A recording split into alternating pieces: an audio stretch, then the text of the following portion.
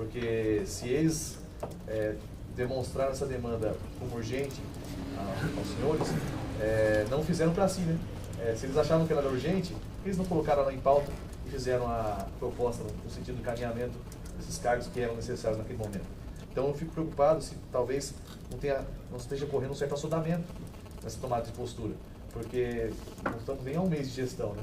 E a gestão anterior restou 7 anos na gestão, se for somados os períodos de todos.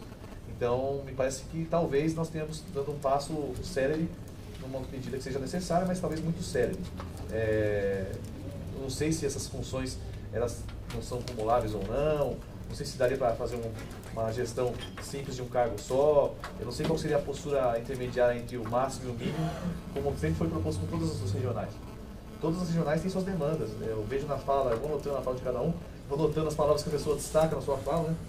Necessidade, o avanço tímido, gestão democrática, tudo isso faz parte de uma defensoria toda, né? Todo mundo tem essa necessidade. Todos os lugares que necessitam de cargos têm essas necessidades. Nós precisamos de cargos para quê? Para cumprir a demanda, para gerar melhor acesso às pessoas. Então, esses argumentos eles são muito válidos, mas eles principalmente geram um problema, né? Se nós encamparmos decisões com base nisso, vai faltar cargo na defensoria pública, porque todo mundo vai ter essa mesma proposta. Eu não quero nem dizer que eu sou radicalmente contrário a nenhuma dessas duas, nem radicalmente favorável. Eu só queria que a questão fosse trazida a lume, que nós pudéssemos debater. Olha, se vai criar, vai fazer exatamente o quê? Se vai criar e vai fazer exatamente o quê? O que vai deixar de ser feito por quem? Porque, em tese, alguém acumulava essa função. Então, eu gostaria só de ter esse maior esclarecimento. Talvez o tempo não permita esse debate mais aprofundado, mas para tentar destacar. Já estou acabando. Não, só, tudo bem. Fica à vontade. Fica à vontade. Só porque, na verdade, Luiz, o ato 80 ele também prevê as funções deste cargo. No artigo 8º, quando ele fala da chefia de gabinete, ele traz 13 incisos. A chefia, né? Então, mas aí que está.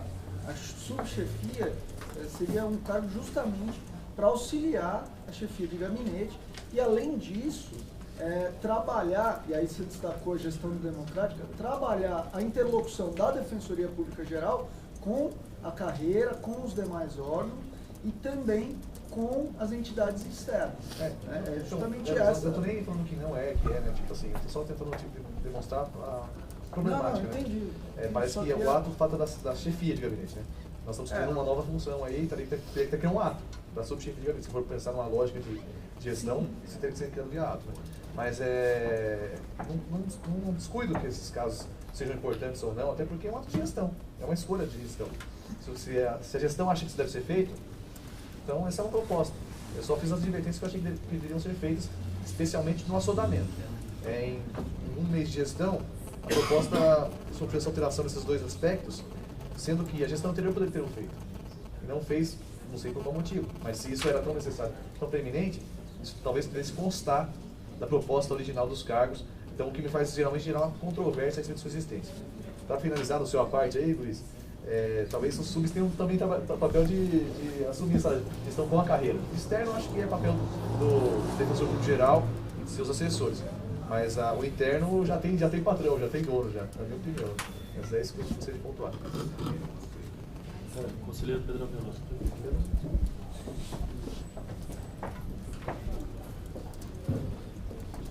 Bom dia a todos. Eu me sinto muito mal quando atraso e peço desculpas, mas é muita falta de sorte, porque eu fiquei mais de 11 horas dentro de um ônibus que quebrou 2 vezes. Não satisfeito de quebrar uma, ainda furou o pneu. Portanto, eu até achava com isso que as questões polêmicas já seriam votadas, mas parece que me aguardaram, não é? Bom, aqui eu parto de uma premissa maior que sempre falo repetitivamente de que estamos deliberando e decidindo sobre questão que já poderia estar decidida e deliberada pelo órgão de Defensoria Pública Geral. Então, partindo dessa ideia, dessa premissa aqui maior, eu volto a falar que tudo que se pediu, que se falou, que se argumentou aqui, está coberto de razão. Quer dizer, todo mundo tem razão. Quem está do lado de lá, quem está do lado de cá, e de forma que alguém que tenha razão vai deixar de ser atendido. É um problema, né? Aí eu volto agora também àquela questão de coerência. Há algum tempo atrás, um bom tempo atrás, no cargo de conselheiro, antes da existência dessa assessoria parlamentar e também de reforço para a atuação de defensores no gabinete, eu defendia que havia necessidade, até com tanto, naquela época era mais um problema com a OAB que havia, mas eu defendia que tinha que haver sim realmente esse fortalecimento para se conseguir trabalhar bem. Eu achava necessário, eu sempre defendi isso. Então, não vou mudar de opinião hoje. Nesse sentido, embora todos aqui tenham razão no que foi dito. Agora, qual é a questão aqui? A única questão que me chamou um pouco a atenção, que eu nem me recordava, na verdade, peço até desculpa, né? É que de fato há um cargo de defensor público em afastamento. É uma questão que eu já discuti no passado e discutia na antiga PGE. Aqui é uma questão dupla, e não precisam concordar comigo. Eu acho que o afastamento deferido, sempre dentro aí de critérios legais, mas que às vezes são discutíveis, ele leva em conta, na minha opinião, duas circunstâncias fundamentais, embora possa discordar. A primeira é que na atividade fim dessa instituição, essa atividade fim, de algum jeito, ela pode ser contemplada, ela pode ser aperfeiçoada com esse afastamento. Então, um exemplo bem claro, um defensor público vai trabalhar lá na Secretaria Nacional, lá da Política Antidrogas. Não tenha dúvida, não precisa falar mais nada. Então, mesmo que ele ignore que existe a Defensoria de São Paulo, o mero exercício do trabalho de alguém que já conhece dessa matéria, nós sabemos disso, e portanto teve seu afastamento aprovado, é mais que correto também para o assistido. Mas além disso, há uma segunda característica, que é essa, eu entendo pessoal, não precisa concordar comigo, o afastamento também é deferido em razão de interesse da instituição. Eu estive afastado em Brasília quando era procurador, por 2 anos e 9 meses, no Ministério da Justiça, antes de qualquer outro colega da PGE e depois da Defensoria, e semanalmente, era a época de reforma da Constituição, semanalmente eu mandava 2.000, 3.000 páginas de documentos da comissão lá de reforma, que eu pessoalmente não tinha estagiário para fazer, eu mesmo, né? Saía do Ministério correndo, ia lá para a Câmara Municipal, a Câmara Federal, e ficava coletando esse material de gabinete em gabinete, e dizia o que é que se mencionava de trabalho da PGE ou não. Então, eu fiz com tranquilidade. Além da parte institucional, que se entendeu que era positiva, eu também atuava de forma a auxiliar de alguma maneira a instituição. E temos aqui um afastamento que talvez pudesse ser rediscutido, mas não agora, não quem está lá, está aprovado, mas atuar no DEPEN, não tenho dúvida, é a mesma coisa do que o outro caso que eu falei. O Departamento Penitenciário Nacional tem status de secretaria hoje em dia, não precisa falar mais nada, né? Execução penal nossa. Mas atuar em Secretaria de Assuntos Legislativos, será? Já tivemos um colega que esteve por lá. Enfim, talvez seja mais discutível, né? Nessa situação atual, esse outro afastamento que eu nem me lembrava dele, foi referido por alguém aqui. Agora, para os demais cargos aqui, veja, eu já falei daquela coerência. Tudo é novo, excetuado a corregedoria, pelo menos esse próximo mês, acho que no próximo também, né? Porque é nível 5, e excetuado este conselheiro, não tinha jeito, tinha que ser um velhinho mesmo, né? Tudo é novo. E tudo é difícil. Por mais hábeis que sejam nossos colegas, alguns já estão no conselho há algum tempo, e não é isso? Enfim, temos questões complexas demais, licitação, estruturação de unidades, deliberações que não estão cumpridas, vão ter que ter um posicionamento, como é que vai ser, como é que não vai. Então, para que essa instituição caminhe bem, realmente fortalecida, o que vai atender, evidentemente, também o interesse do usuário. Então, eu acho que ela tem que ser muito bem estruturada e fortalecida. E, com razão, também o núcleo, também tem razão. Como tem razão, acho que a corregedoria, como eu também vejo com razão o próprio gabinete. Vejo mesmo. Então, nesse contexto, não tem como se discutir em relação a quais que vão ou não ser privilegiados. Considerando a premissa da competência, que já era mesmo o DPG, e considerando que, no meu caso em particular, A minha discussão maior foi para extrair-se algumas vagas, diminuir-se uma certa lotação de um certo local. E houve, né, com muito sacrifício até, mas compreendeu-se, na verdade, a possibilidade de que 2 cargos sejam redirecionados, e nós temos 6 propostas de colocação desses 2 cargos, inclusive uma das 6 é até o próprio núcleo, não é isso? Não estava em questão aqui nesses 6 cargos a questão de cargo de gabinete.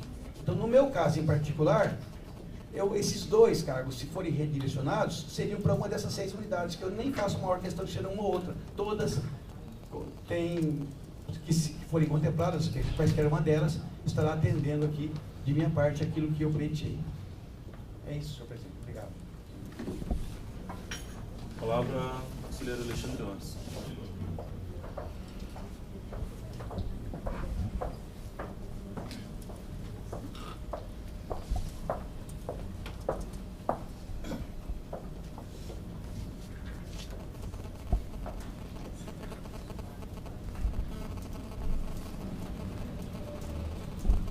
Bom dia a todos.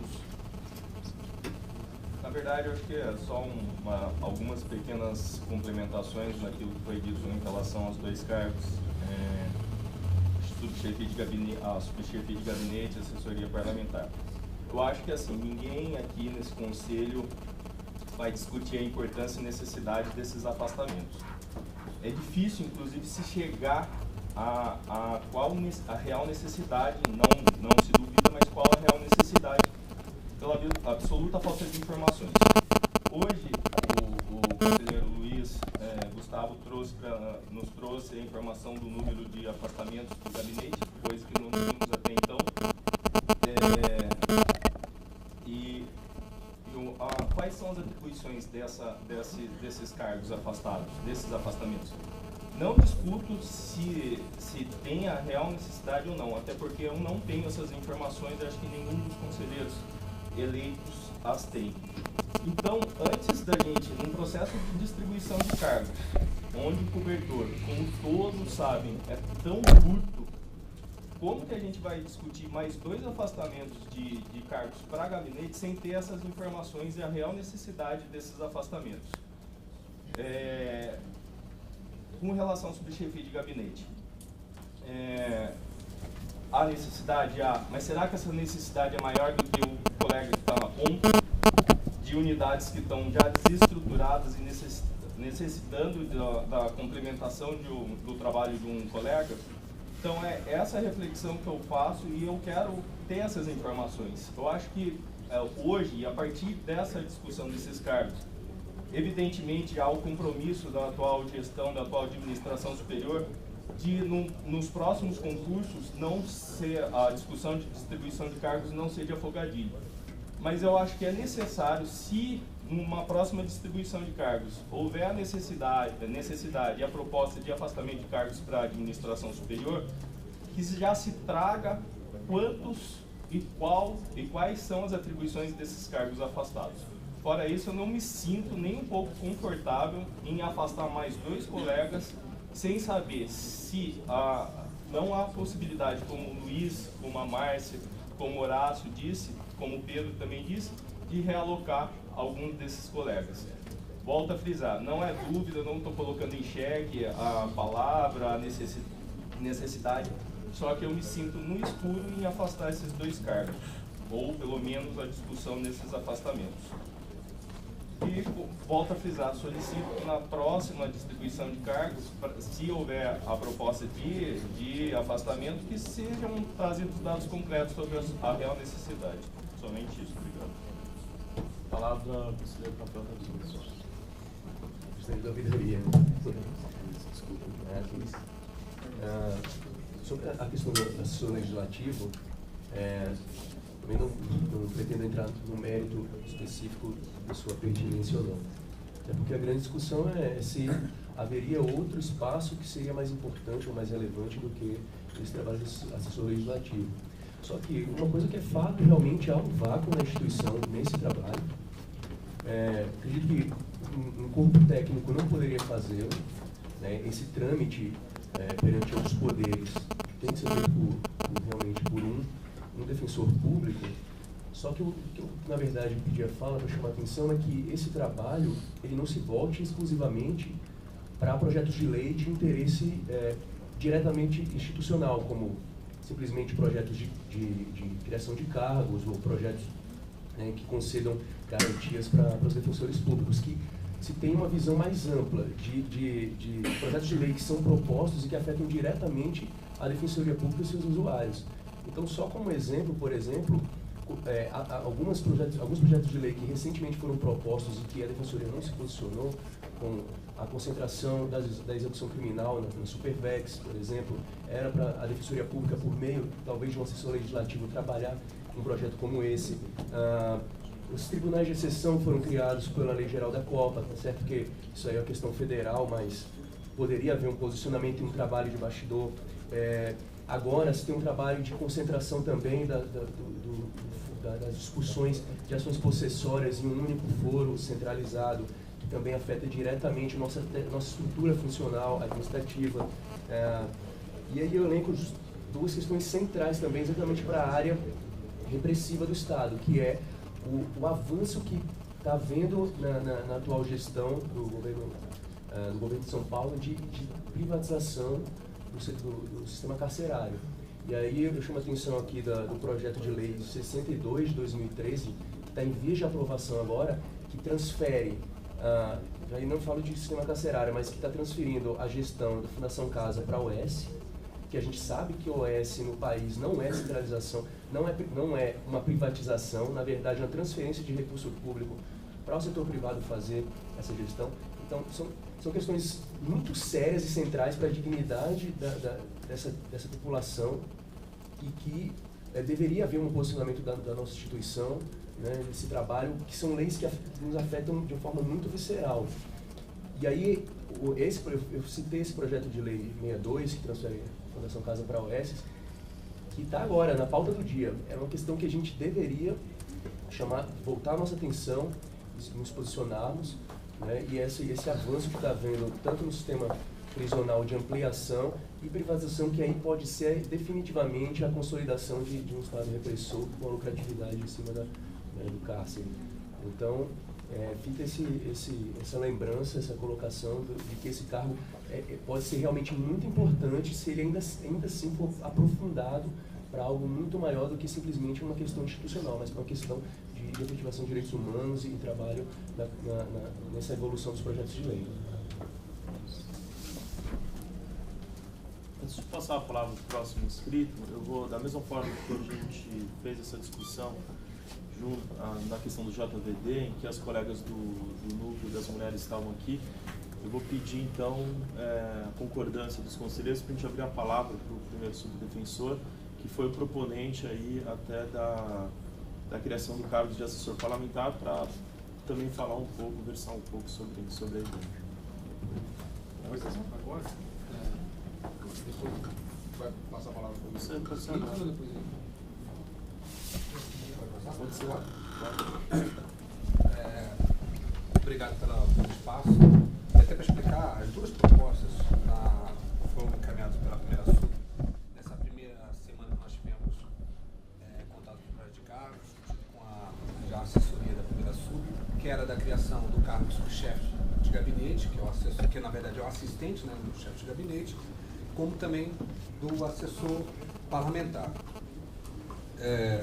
Quanto à chefia de gabinete, o primeiro ponto que a gente viu, e foi muito claro, é que havia uma sobrecarga e uma paralisação de processos e procedimentos na chefia de gabinete. Alguns dos expedientes que facilmente poderiam estar sendo encaminhados pela concentração, e até aqui, sem nenhuma crítica ao antigo chefe de gabinete, que sobrecarregou e carregou durante muito tempo os expedientes e fazendo andar, o que a gente percebeu é de que alguns contratos, algumas gestões, algumas interlocuções são estratégicas para a instituição, que estavam parados por conta dessa sobrecarga. O chefe de gabinete, lembrando, ele tem um rol de atribuições que é, talvez eu acho que o mais extensivo aqui da administração. Ele é responsável tanto pela questão de cerimonial, interlocução com outros órgãos, a agenda do Defensor Público Geral e recebimento de todos os expedientes que chegam à Defensoria Pública e a análise final dos contratos, dos convênios que são assinados pelo Defensor Público Geral. Qualquer falha numa desses expedientes pode ser uma falha estrutural que pode levar à paralisação de diversos órgãos. Recentemente nós vimos que tivemos algum problema como contratação de segurança em algumas unidades, estamos tendo problema com contratação de limpeza, não estão especificamente relacionados com a questão dos chefias de gabinete, mas uma maior interlocução, uma maior agilidade, até mesmo uma capacidade maior da chefia de gabinete de cobrar esses expedientes, de saber o que está acontecendo, fazer essa interlocução do professor público geral, pode fazer andar muito mais rápido a nossa gestão. Lembrando, inclusive, que na chefia de gabinete está concentrada a Secretaria do Conselho, né, os expedientes chegam aqui, aqui no Conselho, a distribuição desses processos e, eventualmente, a decisão sobre a atribuição, se é do Conselho ou se é do Gabinete. Eu mesmo, como presidente da associação, tive alguns pedidos que tramitaram durante 2 anos, 1 ano e meio, sem nenhuma decisão da Defensoria Pública Geral. Então é um órgão vital, lembrando que a segunda e terceira sub já tem um assistente, né? E me parece central também a criação desse cargo de assistente da chefia de gabinete. Quanto à assessoria parlamentar, isso é muito mais que intuitivo. Todas as instituições têm assessores parlamentares. Era uma crítica que, tanto na minha gestão como presidente da associação, quanto na gestão do Rafael, fizemos da falta de participação da administração em questões centrais. Como lembrou o subouvidor Rafael Negreiros, não temos só apenas lembrado do assessor parlamentar, como temos a questão remuneratória, a criação de cargos. É muito mais extensivo do que isso. Nós temos toda uma interlocução e pedidos encaminhados por parlamentares da Defensoria Pública Geral. Nós temos tivemos recentemente a reforma do Código de Processo Civil, a reforma do Código de Processo Penal e a reforma do Código Penal, que não teve participação da administração nessas reformas, diretamente. Durante um ano, durante a proposta de emenda constitucional, que agora deve ter o nome da PEC 80, né? Que era a PEC número 04, depois deve ter a emenda constitucional número 80, não teve participação da administração durante essa tramitação. Existe uma clara diferenciação numa abordagem feita pela entidade de classe, que tem sua agenda própria, da abordagem feita pela instituição. Essa interlocução tem que ser feita e desembaraçada e deve ser feita por uma assessoria parlamentar própria. O que aconteceu na antiga gestão? Tanto não havia houve até, inclusive, especificamente uma discussão pela própria antiga assessoria jurídica, dizendo o seguinte, nem sempre poderíamos contar com um assessor parlamentar. E, por outro lado, na minha própria experiência como presidente da associação, percebi que nem sempre poderíamos contar com assessor parlamentar porque estava deslocado para a assessoria jurídica. Precisamos de alguém que pense estrategicamente, trabalhe com os núcleos, faça produção parlamentar, receba encaminhamento dos defensores públicos. Essa é uma das características dos núcleos e dos defensores de fazerem propostas legislativas, fazer esse encaminhamento, fazer um relatório, que é muito mais do que projeto remuneratório e projeto de cargos. Isso é só uma ponta desses cargos. A outra ponta, que é extensiva, é tudo aquilo que está relacionado à defensoria pública, que esse assessor parlamentar terá que realizar, ou já deve realizar pelo próprio ato 80. Então, me parece muito claro, né, a necessidade estratégica da instituição, até mais relacionada aos demais cargos. É algo essencial para a boa tramitação da administração, certo? É algo que deve ser realizado e é algo que a gente pôde fazer nesse pouco tempo, nesse diagnóstico que nós fizemos daquilo que era necessário e preciso para a administração e, enfim, a instituição seguir adiante. Obrigado pelo espaço. Posso fazer uma pergunta? Qual vai ser o fluxo de trabalho da assessoria parlamentar? Não aquilo que são as atribuições descritas na lei, que aqui qualquer um pode ler e ter acesso a essas informações. Qual seria o fluxo de trabalho da assessoria parlamentar? Já foi pensado nisso? Claro.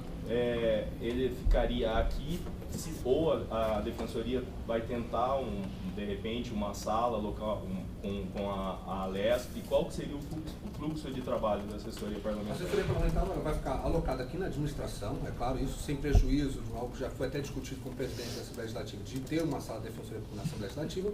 Mas como eu lembrei para vocês, para os senhores, a assessoria parlamentar também vai ter uma atuação no Senado Federal, na Câmara Federal. O papel dela vai ser de catalogar, certo? De criar os expedientes, de propor iniciativas e acompanhar todas essas reformas, tanto na Assembleia Legislativa quanto no Congresso Nacional, câmaras municipais, né? Temos normas que afetam os defensores públicos. Nós fizemos aqui, por exemplo, tem uma orientação, acho que o Miragai vai me lembrar, do prefeito aqui de São Paulo, que afetou bastante, que já está em moradia.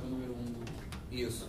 Então, todo tipo de legislação que afete a atuação do defensor público, ou que afete, por último, né, a população carente, o assessor parlamentar vai ter, né, a atribuição legal de compilar, fazer gestão junto aos parlamentares, fazer parecer, né. É importante que essa atuação na Comissão de Constituição e Justiça, na Comissão de Finanças, tenha sempre um parecer do assessor parlamentar, e lembrarmos especificamente que a emenda constitucional vai ser promulgada quarta-feira, da iniciativa de lei ao Defensor Público Geral, né. Temos que lembrar também a questão orçamentária, que nunca teve uma atuação corpo a corpo da Defensoria Pública, que são situações aí que a gente acredita que possa ter uma melhoria na atuação. Só fazer uma observação. Eu sei que posso ter uma opinião muito pessoal nesse ponto, os colegas não concordarem, mas eu não sou favorável, já porque abordou essa questão de se manter essa linha na Alesp, mantendo um assessor lá, um defensor público, que eu vejo da história que essa salinha vai, na verdade, servir para a formação de uma fila privilegiada de assistidos. Então, eu sou terminantemente contra essa aproximação dessa forma. Os próximos inscritos, até para a gente poder encaminhar e avançar na pauta. Eu queria usar um questionamento para o português, se me permite, acho que. Pode ser, Pedro? Claro. Pode ser? Presidente, autorizado. A questão, na verdade, presidente, é que o que vai alterar nas atribuições, se antigamente nós tínhamos um assessor especial que fazia essa função, e hoje nós vamos ter um subchefe de gabinete. Qual a alteração que vai existir entre a função exercida pelo assessor especial, que, segundo vocês, o trabalho estava assoberbado, cheio de trabalho, isso era um problema, isso foi um ponto de problema, mas já existia um assessor especial que, segundo vocês, exercia essa função. E o que vai mudar com relação a essa função se nós mudarmos a nomenclatura da assessoria especial para subchefe de gabinete? Ou seja, se o mesmo objetivo, essa solução vai resolver o problema de fluxo de trabalho que vocês encontraram ou não? Na verdade, assessor especial é bem diferente do chefe de gabinete assistente, né, do assistente do chefe de gabinete. O assessor especial ele tem um rol de atribuições no ato 80 e ele está ligado ao defensor público geral e auxiliado naquilo que ele designar. Né? O assessor especial ele está no ato 80 e ele tem uma atribuição ligada ao defensor público geral e auxiliar o defensor público geral em projetos específicos. A crítica, inclusive, da vez era que o seguinte: ele criou 2 cargos de assessor especial e não criou a atribuição específica desses assessores. Durante um tempo ficou no auxílio ao defensor público geral, depois de um tempo ele foi designado para auxiliar, quando se percebeu a necessidade real, na chefia de gabinete. E mesmo assim, sem uma estrutura, digamos assim, administrativa de divisão de competências. O que nós estamos propondo é diferente, é o assistente da chefia de gabinete ligado à chefe de gabinete, à chefia de gabinete, com a divisão das atribuições, certo? E auxiliar, inclusive, a substituição. Um grande problema que ocorre na Defensoria Pública Geral é que nas férias do chefe de gabinete, o chefe de gabinete faz alguns expedientes bem específicos, como a publicação do Diário Oficial, não havia pessoas preparadas, inclusive, para essa substituição. Ela acabava em forma de rodízio ocorrendo nos demais órgãos da administração. Então, o que nós estamos fazendo é criar uma outra assessoria especial, que, enfim, é ligada ao Defensor Público Geral. É um assistente de gabinete dentro dessa estrutura, né, com a previsão clara de substituição do chefe de gabinete e de divisão das atribuições que estão dentro da chefia de gabinete, como a Secretaria do Conselho, cerimonial, interlocução com os demais órgãos, Diário Oficial e agenda do Defensor Público Geral. Mas então fica mantida as assessorias especiais? Não. Esse cargo é convertido em chefia de gabinete. O outro cargo foi para a CGA. Por isso que eu esqueci mesmo, queria saber o que tinha acontecido com elas, então. Tem aqui inscrito Bruno Miragaio, Douglas, Wagner. Sentido. Só questionamento. Alguém mais quer fazer inscrição para daí a gente encerra no Wagner? Então encerra no Bessa e daí a gente faz um caminhamento. Bruno Miragaio com a palavra. Bom, eu só quero também fazer uma ponderação rapidamente, que já endureceu bastante a discussão. até na linha do que o Luiz e o Pedro falaram. De fato, a questão não é inchar ou esvaziar, né, a administração. Eu ouvi aqui conselheiros falando de inchar, né, o Estado. Né. Acho que, com todo respeito, é uma fala que teve muito eco no neoliberalismo que pregou o esvaziamento do Estado. E, quem sabe, trazendo para nós, e a gente vê hoje, replicando no governo federal, é uma tentativa de substituição quase que completa, né, dos órgãos políticos para órgãos técnicos. Né. Eu sei que o conselheiro Horácio falou da importância dos cargos técnicos, mas os cargos técnicos por si só não solucionam. É importante, também tem a sua limitação de cargos dentro da instituição, mas, sem dúvida, o Estado precisa se fortalecer e aqui a Defensoria precisa se fortalecer. Na linha do que o Pedro falou e do que nós vimos nos últimos 2 anos, e todos aqui veem nesses 7, 8 anos de gestão, é que a carreira se expandiu, nós crescemos, não só em número de defensores, mas a estrutura em geral de servidores, de estagiários e mesmo de usuários, ela cresceu assustadoramente, né? Mais do que o próprio Estado, mais do que a Defensoria Geral pôde acompanhar. E nesse conselho foi surpreendente o número de atrasos do que nós vimos na assessoria jurídica, né, como bem salientou a primeira subdefensoria, na CGA. Eu até cito como exemplo um caso de Guarulhos aqui que vai tocar bastante a questão do Luiz, que foi surpreendente atraso na questão da climatização da unidade. Né? Quando nós pedimos o processo aqui nesse conselho, ele demorou quase 8 meses, né, na Coordenadoria Geral de Administração, para que tivesse apenas um impulso oficial. Então, não adianta termos todo o padrão de lotação dos defensores na base, sendo que a gente não tem estrutura para acompanhar a estruturação da prestação desse serviço. Eu vou até além, eu acho que um dos cargos que para mim deveria, além, lógico, da corregedoria, que me solidarizo com a Márcia também, se não nessa distribuição, mas nos próximos eu me comprometo que nessa ampliação, mas a assessoria de convênios para mim é um outro ponto que a gente tem que ampliar. Né? Ganhamos a ADIM, precisamos ampliar os convênios, não temos convênios para a área civil, vamos enfrentar um degladiamento muito grande com a OAB, a gente sabe disso, já iniciou no começo da gestão, e precisamos fortalecer. E aqui não é fala de inchaço, né, do Estado, na verdade é fala de estruturação da administração para que a gente possa estruturar a própria defensoria como um todo. Então eu antecipo dizendo que precisamos sim de mais defensores afastados em qualquer órgão que esteja ligado à gestão. Com a palavra, Douglas. Eu queria fazer algumas ponderações aqui em relação a esses 2 cargos. Ao meu ver, assim, me parece uma profissionalização da gestão pública. Né? Quanto ao cargo da assessoria parlamentar, me resta muito claro assim, que é essencial no momento político a gente não abandonar essa atuação na Assembleia Legislativa e no Congresso Nacional. Delegar essa nossa atuação às associações é deixar de representar diretamente o interesse da Defensoria Pública, deixando ali um vácuo da nossa atuação. E o momento agora também, com a aprovação da PEC, e traz aí uma norma programática da gente expandir os nossos cargos aí para todas as comarcas, vai exigir uma atuação legislativa até para a questão orçamentária, para poder conseguir suprir o pagamento desses cargos e conseguir efetivar a norma constitucional que trouxe aí essa obrigação para nós. E o que se observa lá pela PADEP é que esse trabalho é cotidiano. Para fazer esse trabalho na Assembleia Legislativa, tanto quanto no Congresso Nacional, ele exige uma atuação cotidiana e destacada de uma pessoa para fazer isso. E como lá, talvez, com uma assessoria jurídica, eu acho que pode atrapalhar sim o desenvolvimento desse trabalho. Eu vejo como essencial e estratégico o momento político que a gente está vivendo agora, de fortalecimento da instituição, ele exige um destacamento de um cargo para trabalhar nessas 2 frentes do Congresso Nacional cotidianamente e também na Assembleia Legislativa.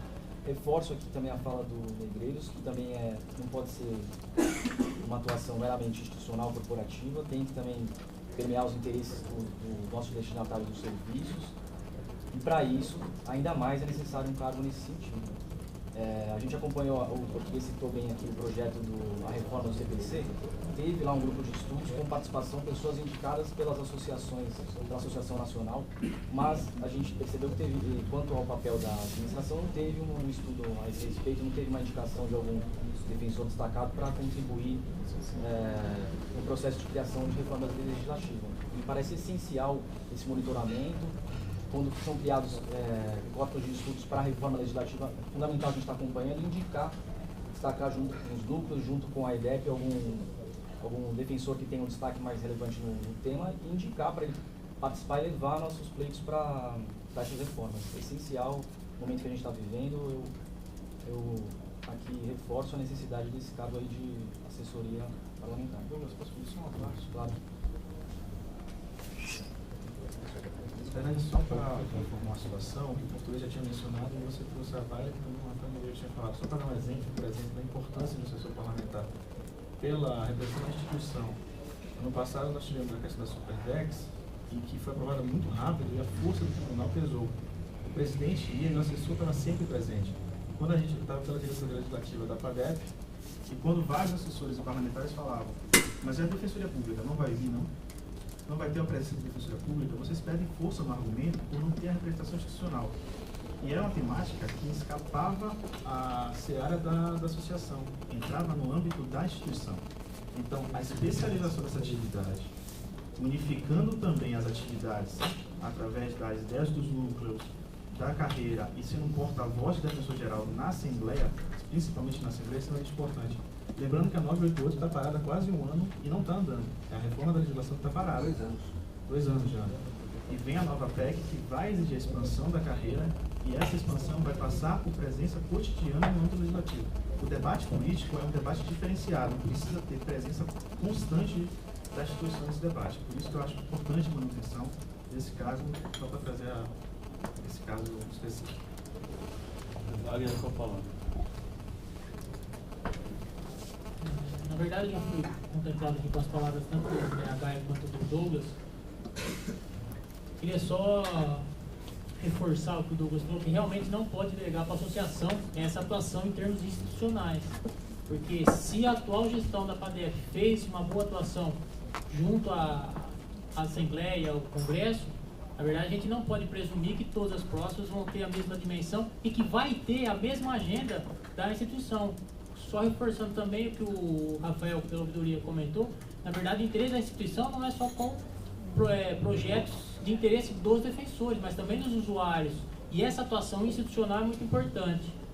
Também comentar que, na verdade, assim, essa comparação entre um defensor atuando na assessoria parlamentar e um defensor na atividade fim, todos nós sabemos que a atividade fim precisa, mas a dimensão dos efeitos da atuação, eu acho que não tem comparação. Na verdade, em termos institucionais, essa atuação é imprescindível. Só isso, obrigado. Rafael Pérez.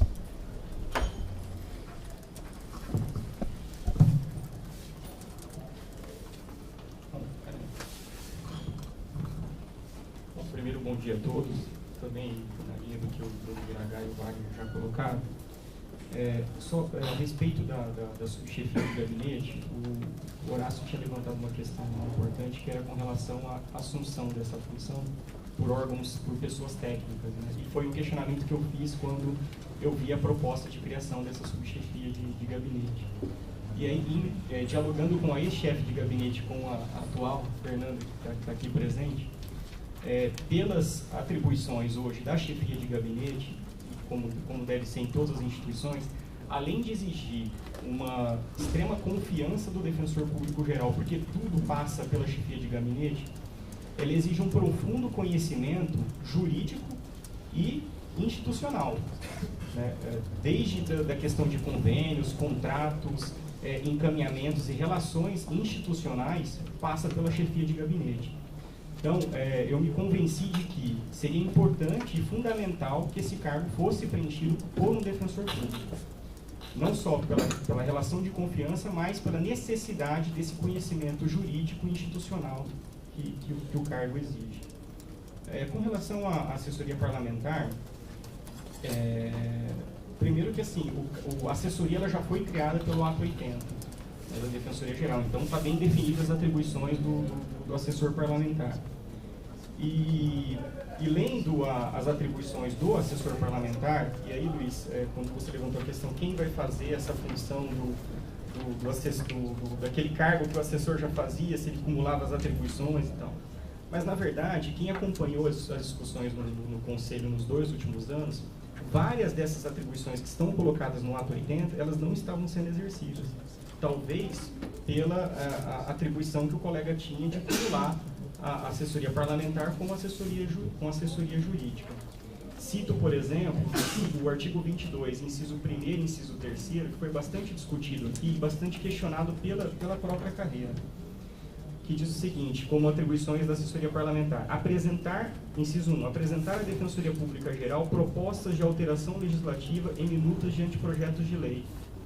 E o inciso 3º, participar em conjunto com a assessoria jurídica da elaboração de anteprojetos de lei de interesse da Defensoria Pública, inclusive as respectivas exposições de motivo para encaminhamento ao governador de Estado. Eu pergunto aos senhores, quais anteprojetos de lei foram elaborados? Quantas comissões foram criadas para se discutir reformas de Código de Processo Civil, Código de Processo Penal, Direito Civil e Direito Penal? Isso foi bastante exigido pela carreira aqui no Conselho Superior. E nós não tivemos uma atuação forte nesse sentido. Outro ponto que foi bastante discutido e exigido, o Luiz Gustavo vai lembrar muito bem, porque sempre levantava essa questão, que é com relação ao inciso 9 do artigo 22, informar aos membros por meio eletrônico de forma articulada com a Escola da Defensoria alterações legislativas de interesse da Defensoria Pública. Quantos e-mails, quantos encaminhamentos nós, como defensores públicos, recebemos a respeito de alterações legislativas de interesse da Defensoria e do usuário? Nós não tínhamos essa atribuição definida nós tínhamos, mas a gente não tinha essa atribuição realizada. Então, eu reputo importante a figura do assessor parlamentar por tudo aquilo que os colegas disseram e pelas atribuições já definidas pelo ato 80, que na verdade não estavam sendo exercidas. Não só, e aí acho que só em questões corporativas, em questões de projetos de remuneração e de criação de cargos, porque isso, de certa forma, foi feito, mas também, como bem pontuou o representante da ouvidoria, nessas outras questões que envolvem a nossa atividade fim. E aí a importância de nós pensarmos a defensoria de uma forma estratégica, pensar num todo. E que o reforço da administração é também, de forma indireta, o reforço da nossa atividade fim, só que de uma forma estratégica, organizada. Então era isso que eu queria pontuar, já me adiantando aí com relação à votação desses 2 cargos, me manifestando a favor. Tendo mais inscritos sobre essa questão, eu vou encaminhar a votação. Então, encaminho pela manutenção da criação do cargo de assessoria parlamentar. Posso sugerir uma questão de ordem? Se concordarem também, se não discordarem, não há problema. Eu estive pensando nisso na última sessão, né? Eu tenho uma impressão pessoal, opinião pessoal, de que em alguns casos de maior relevância, ou pelo menos quando há uma discussão mais acentuada, que talvez fosse talvez fosse escolhida a manifestação, no caso do voto, individual.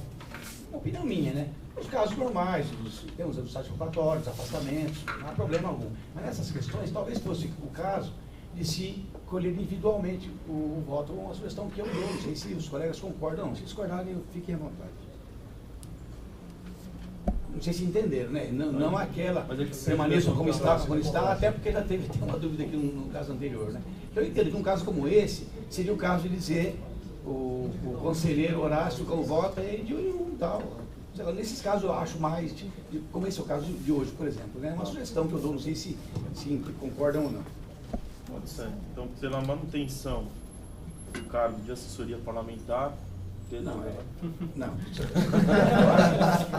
Eu sugeria que o senhor dissesse assim. Então eu voto pela manutenção pela manutenção. Proposta. Só um minutinho.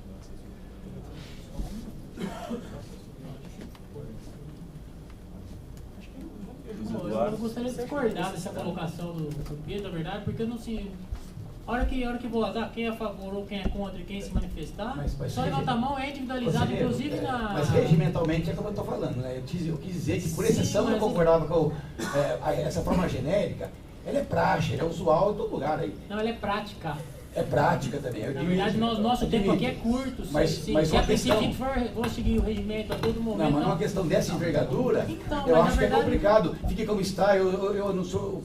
Não notou que eu pisquei. Tá bom. Então, não estou uma Pode sugestão de... levantar a mão, quem é a favor... Então, nesse caso aqui, então, eu insisto, regimentalmente, então, nesses casos de maior complexidade, se houver requerimento de alguém, então, que se faça a coleta individual.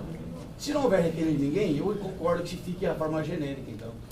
Nesse caso, eu requeiro, então, que seja individual. Como teve requerimento do conselheiro Pedro Avelar, eu encaminho voto a voto, Pedro pela manutenção, Luiz Eduardo... É assessoria parlamentar, excelência?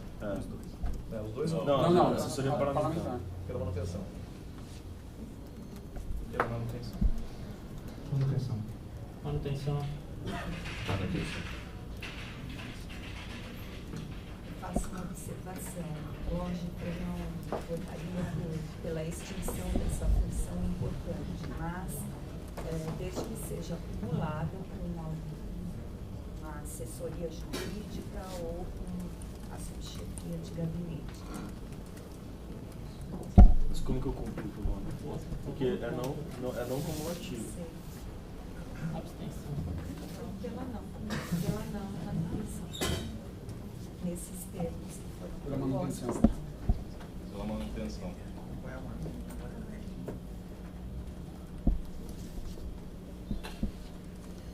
Então, pela manutenção, aprovado pela maioria, vencidos conselheiros Márcia Garuti e Horácio. Em relação ao assessor da chefia de gabinete ou a subchefia de gabinete? Mesma coisa, pela manutenção. Pela não manutenção.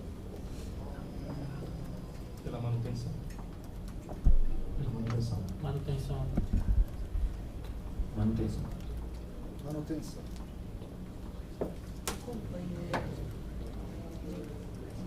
Pela manutenção. Contra a manutenção. Acompanho o Lelu. Contra a manutenção. Então, pela manutenção, aprovado por maioria, vencidos os conselheiros Luiz Eduardo, Márcia Garuti, Alexandre Orsi e Horácio.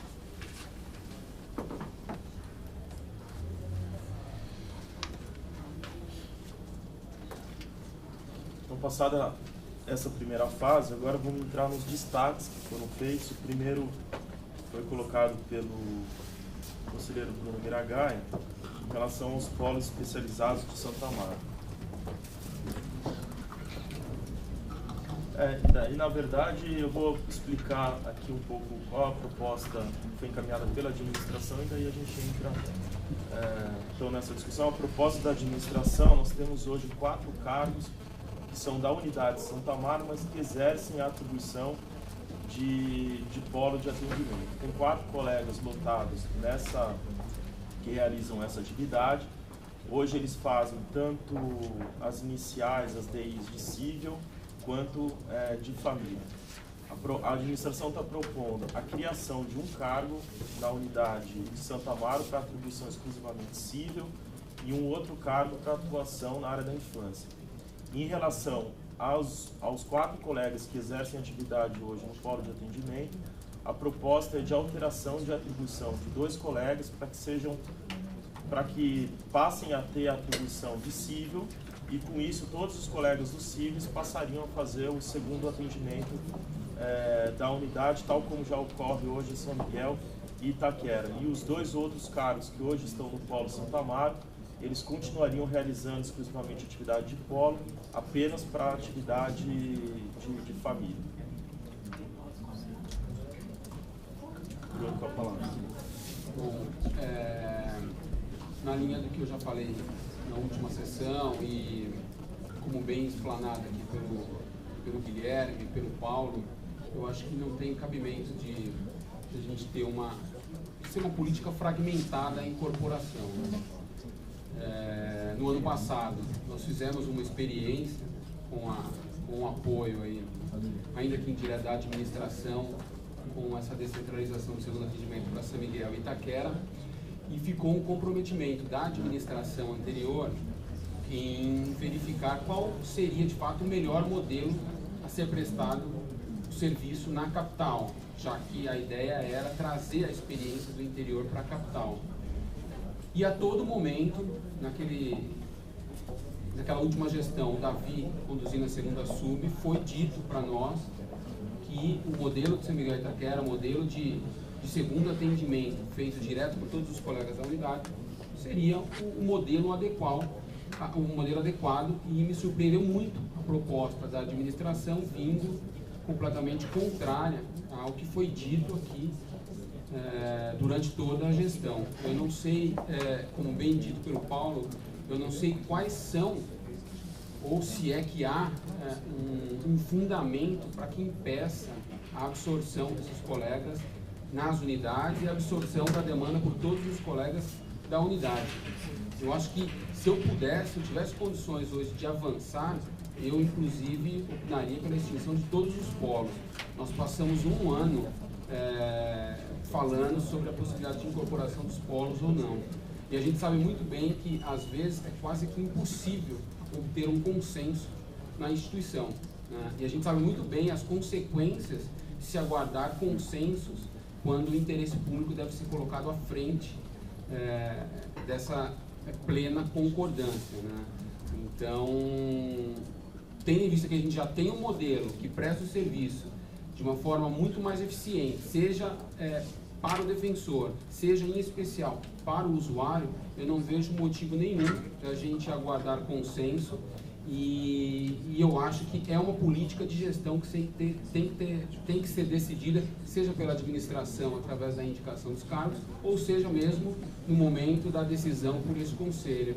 Então eu fiz esse destaque para fazer meu voto no sentido de incorporação total do Polo Sul nas unidades de na unidade de Santo Amaro para as atribuições civil e família. Palavra Rafael Mendes. Bom, essa fala também para dialogar um pouco com o Guilherme e o Paulo a respeito à manifestação no momento aberto, e falar um pouco da experiência de Itaquera. Sou totalmente favorável à extinção dos polos. Posso dizer que, apesar de Itaquera ter enfrentado muitas dificuldades com o acréscimo que é nas atribuições de você passar a fazer atendimento,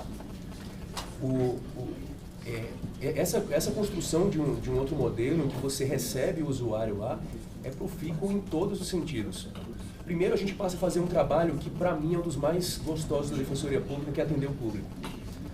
Você ter esse contato direto, você criar esse vínculo com as pessoas, né? Quando você fica numa unidade em que você não recebe o usuário de início e você tem contato apenas com o processo, falta a pessoa.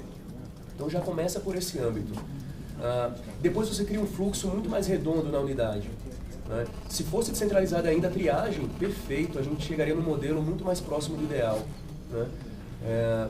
As escalas em si são compartilhadas entre todos os defensores, dá para você levar sem também nenhum grande entrave. Você valoriza o defensor público no momento que você faz com que ele participe de todo o fluxo do atendimento até o fim do processo, não deixando apenas no trabalho do polo, em que a pessoa fica restrita às iniciais. Você respeita o usuário, né, no momento que você consegue fazer com que ele vá direto para a sua unidade desde do trabalho das iniciais. E tem algo que eu também sou muito crítico na instituição em relação ao trabalho feito, a importância que a gente dá ainda para o trabalho da petição inicial, que é o trabalho mais importante do processo, né? A gente demanda cerca de 200 defensores para fazerem uma triagem, que seria em tese o trabalho mais simples, que é uma simples análise de competência, e o trabalho da inicial, que é ali que começa a estratégia processual, é feito pelo estagiário, é a base de tudo. E aí, quando a gente está na unidade e pega, de repente vem um processo para a sua banca e a gente percebe certos pontos que não foram levantados no inicial e a gente fica preso. Então, talvez uma inversão de prioridades deveria ser feita. E realmente, eu até agora não vi nenhum argumento contrário aos polos que não fosse meramente logístico. Então, se tem uma logística, a unidade tem capacidade para absorção, tem cargos suficientes para isso, eu também gostaria de saber